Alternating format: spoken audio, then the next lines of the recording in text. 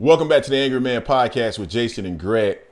Jay, we know that Keyshawn Davis last week, he kind of got the ball rolling in terms of some conversations relative to 135 pounds and who might be fighting. Keyshawn Davis claims that he wants to smoke with Frank Martin on the undercard of Terrence Crawford versus Errol Spence.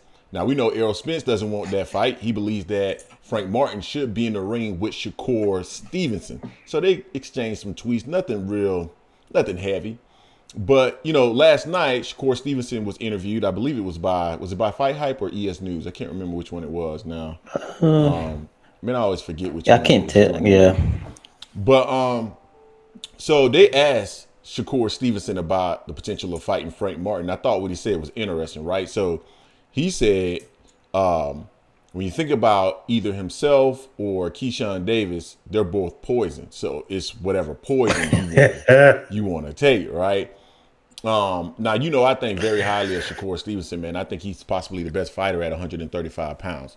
So, it's all love here as it relates to Shakur Stevenson. But at the same time, so he made that comment about Keyshawn Davis. Then he goes on to say he thinks that Frank Martin should focus on Keyshawn Davis.